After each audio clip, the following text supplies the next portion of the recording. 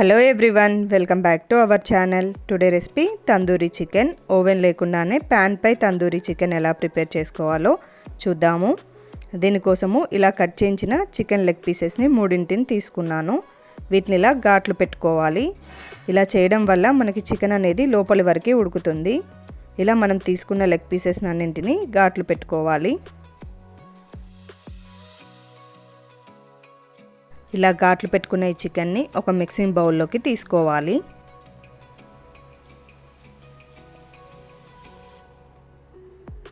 ఇప్పుడు ఇందులో టేస్ట్కి సరిపడా సాల్ట్,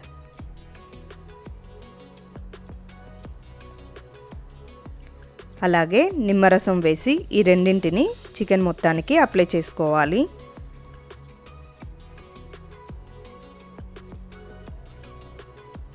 ఇలా అప్లై చేసిన చికెన్ని పక్కన పెట్టుకొని మ్యారినేషన్ కోసము మసాలా ప్రిపరేషన్ చూద్దాము. మ్యారినేషన్ కోసము 2 టేబుల్ స్పూన్ల పెరుగు, home made tandoori masala, 1 teaspoon అల్లం వెల్లుల్లి పేస్ట్, 1 టీ స్పూన్ ధనియాల పొడి, 2 టీ స్పూన్స్ కారము,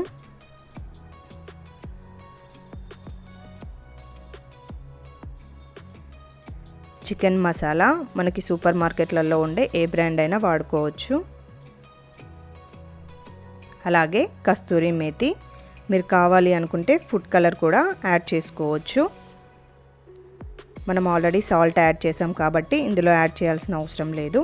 సో ఇప్పుడు వీటన్నింటిని కలుపుకోవాలి.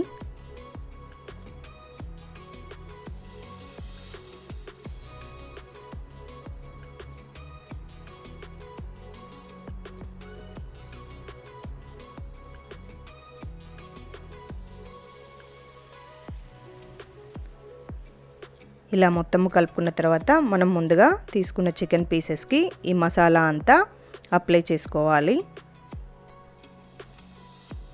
ఇలా మనం తీసుకున్న చికెన్ లెగ్ పీసెస్ అన్నింటికి ఈ మసాలాని అప్లై చేసుకోవాలి.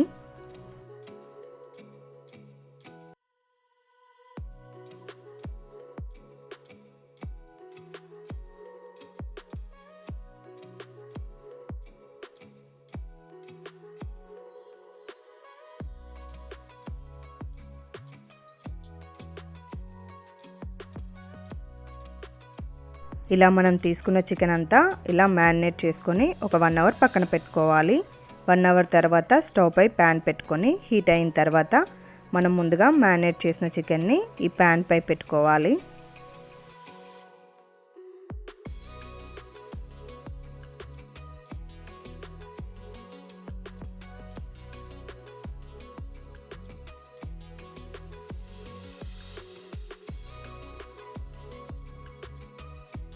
ఇలా మనం తీసుకున్న పీసెస్ అన్నింటినీ ప్యాన్ పై పెట్టుకున్నాం కదా. ఇలా పెట్టుకున్న తర్వాత దీనిపై ఆయిల్ కానీ బటర్ కానీ వేసుకొని ఒక 5 మినిట్స్ తర్వాత టర్న్ చేసుకోవాలి. ఇలా 2 వైపులా టర్న్ చేసుకున్న తర్వాత ఒక 5 మినిట్స్ మూత పెట్టి ఉడకనివ్వాలి.